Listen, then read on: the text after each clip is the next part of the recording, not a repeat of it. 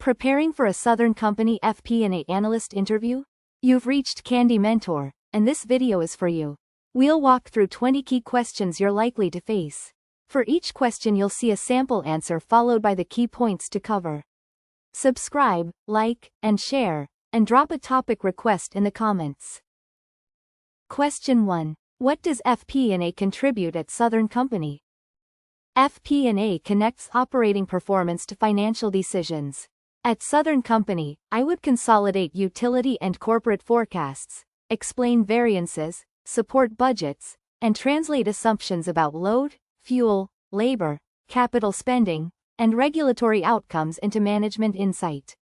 I would also challenge inputs, monitor risks, and communicate clearly to operating leaders. The role is not just reporting history. It helps leadership allocate capital, protect affordability, and deliver reliable energy while meeting earnings and cash flow objectives. While answering, focus on budgeting, forecasting, variance analysis, management reporting, business partnering, and translating operational assumptions into insights that support reliability, affordability, capital allocation, earnings performance, and cash flow decisions. Question 2. How does Southern Company's regulated utility model affect FP&A? The regulated model means financial performance depends heavily on approved rates, authorized investments, and recoverable costs rather than pricing freedom alone. In FP&A, I would connect capital projects and operating expenses to rate-based growth, recovery mechanisms, and regulatory timing.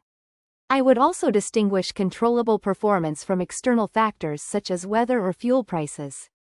That perspective improves forecasting because earnings, cash flow, and customer rates can move differently depending on regulatory decisions and timing. Make sure to cover regulated revenues, approved rates, rate base, allowed returns, recovery mechanisms, regulatory lag, customer affordability, and how FP&A balances earnings forecasts with service reliability and regulatory commitments. Question 3. Walk me through how you would build Southern Company's annual budget. I would begin with corporate guidance and historical actuals, then build operating assumptions for customer growth, weather, fuel, labor, maintenance, capital projects, financing, and regulatory milestones. Business partners would submit bottom-up plans with documented drivers. I would challenge material changes, reconcile earnings and cash flow impacts, run downside scenarios, and consolidate the submissions. After leadership review, I would establish monthly ownership, reporting templates, and a forecast versus budget process so the budget remains a management tool. In your answer, talk about strategic guidance, historical actuals, operating driver assumptions, bottom-up submissions, capital and O&M planning, review cycles, consolidation, scenario testing, approvals, and monthly variance ownership. Question 4. How would you analyze a significant unfavorable variance in O&M expense? I would first quantify the variance against budget and prior forecast, then decompose it into volume, rate, mix, timing, and accounting effects. For example, higher maintenance expense could reflect storm restoration, contractor rates, or work pulled forward from a later period. I would validate the explanation with operations, determine whether the issue is recoverable or recurring, update the forecast if necessary, and present management with both the cause and a specific corrective action.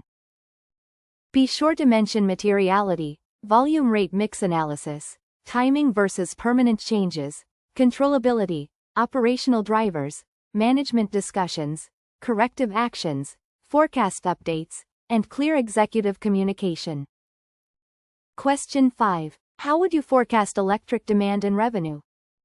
I would start with customer growth and historical load by customer class, then normalize for weather using heating and cooling degree days. I would separately assess residential, commercial, and industrial demand because their drivers differ.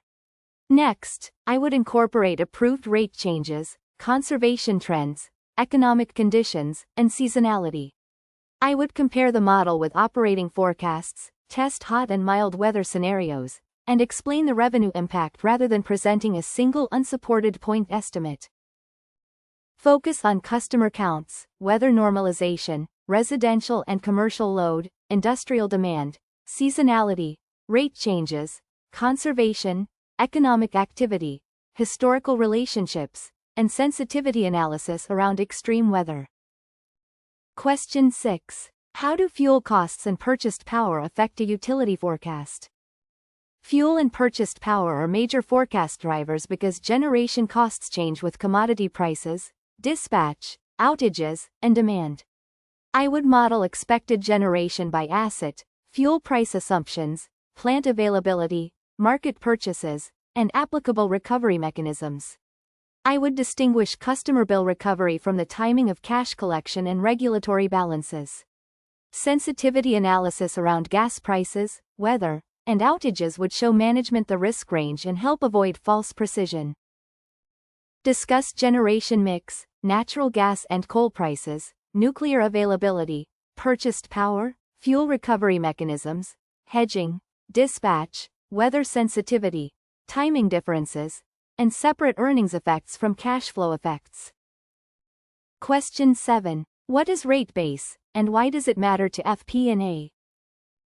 Rate base is generally the regulated investment on which a utility is permitted to earn an authorized return, subject to regulatory rules.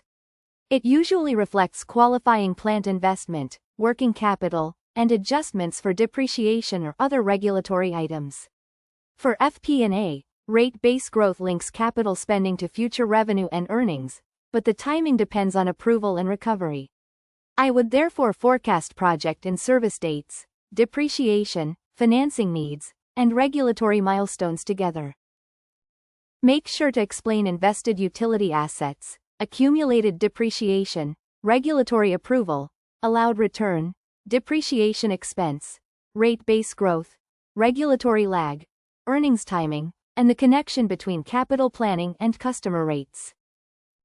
Question 8. How would you forecast a large capital project, such as a generation or transmission investment? I would build the forecast from the project schedule and work breakdown structure, separating committed costs from estimates to complete. I would review contractor commitments, labor, materials, contingency usage, permitting, and milestone dates with project controls. The model would show monthly cash spend, capitalization, depreciation, financing requirements, and expected regulatory recovery.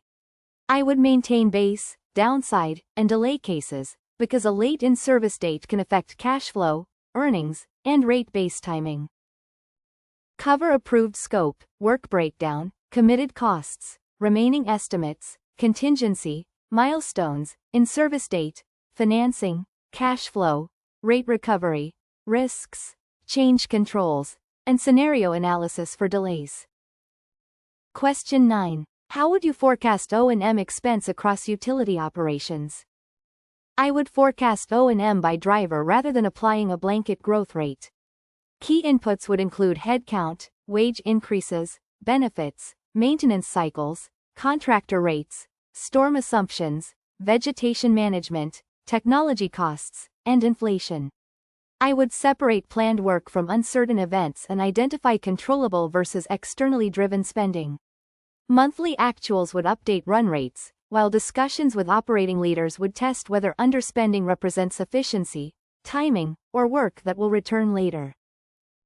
In your answer, discuss workforce levels, compensation, maintenance cycles, storm activity, contractor costs, inflation, planned versus forced work, productivity, controllable versus non-controllable items, and risk reserves.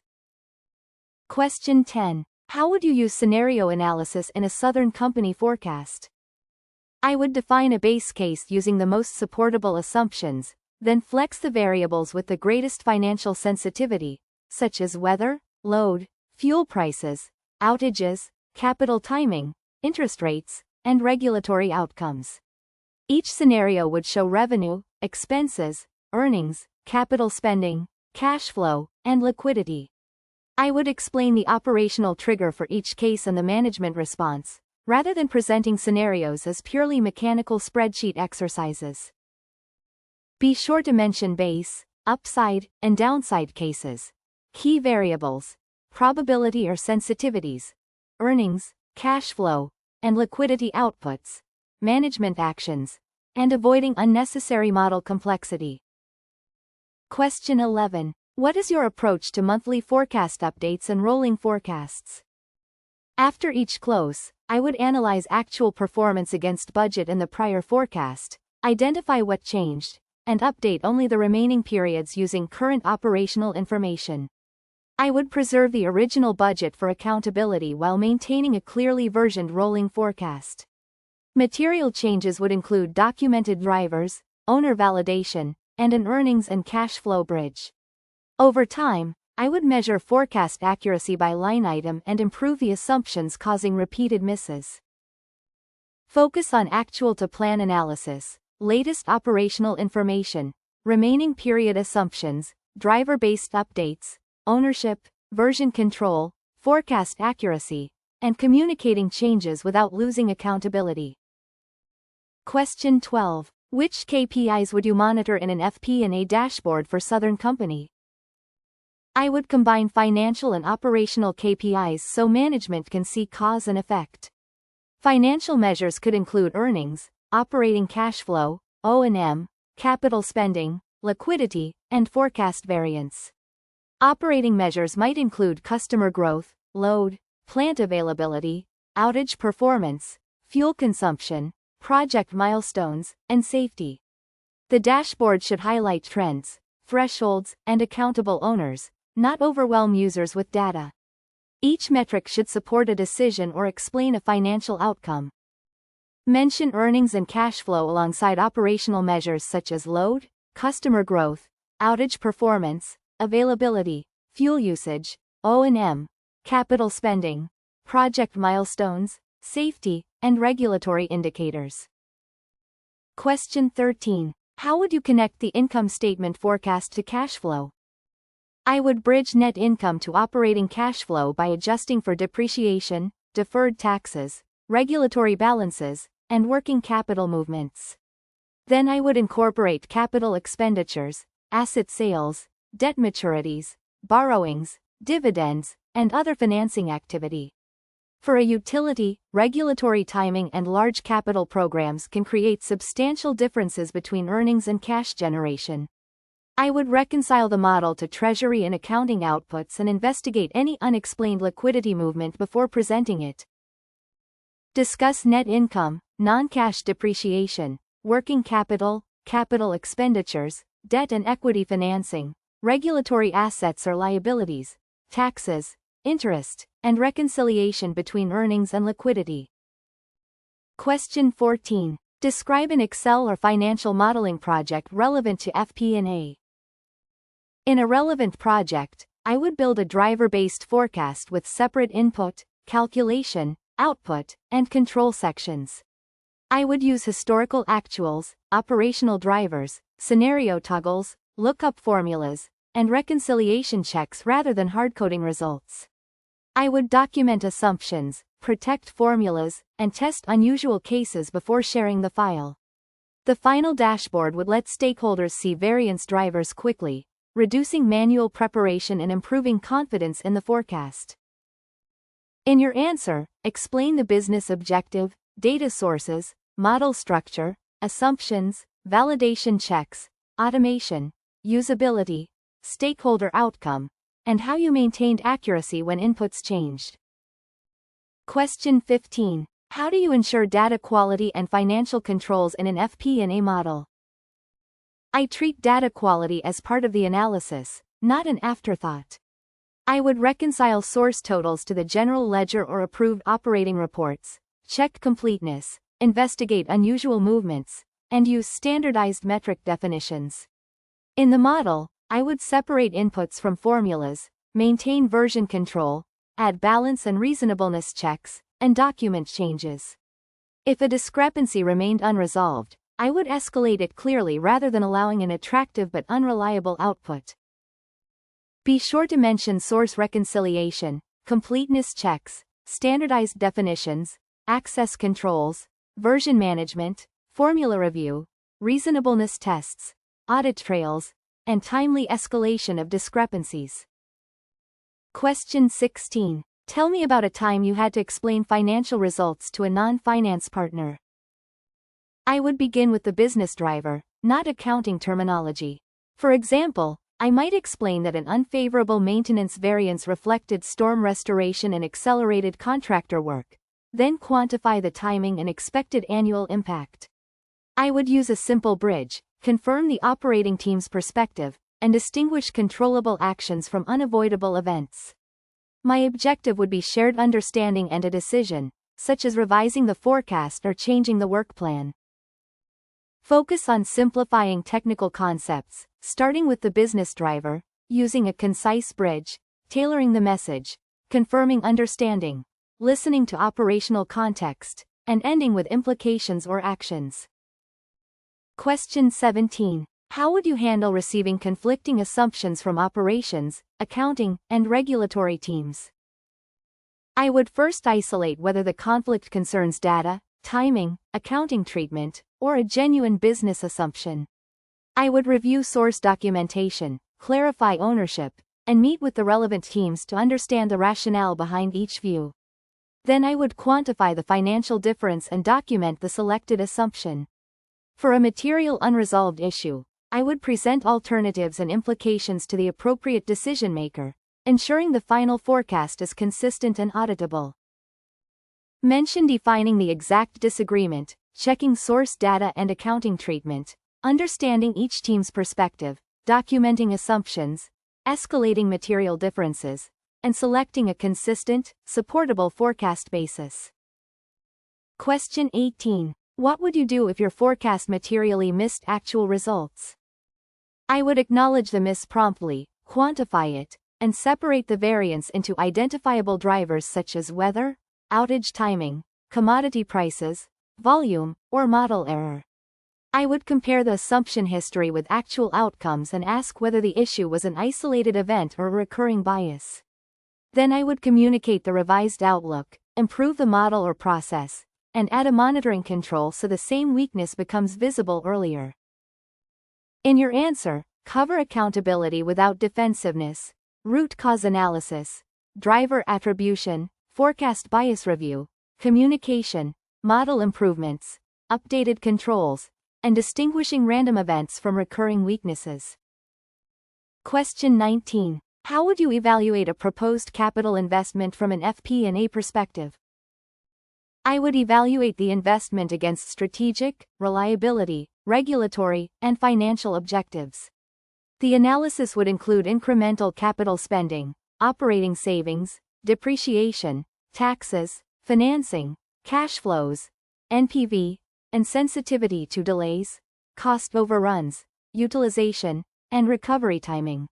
A project can be necessary even with limited standalone returns, so I would also quantify avoided outages, compliance benefits, and customer impacts. My recommendation would clearly distinguish financial economics from mandatory investment requirements.